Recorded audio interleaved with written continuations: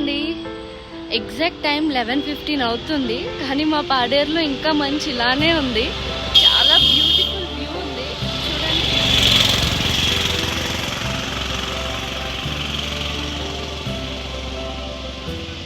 ఇవన్నీ coffee, black pepper plantation.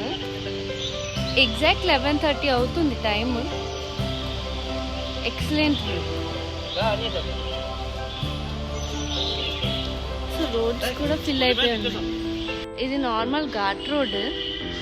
కొంచెం నేను పైకి చూపిస్తాను.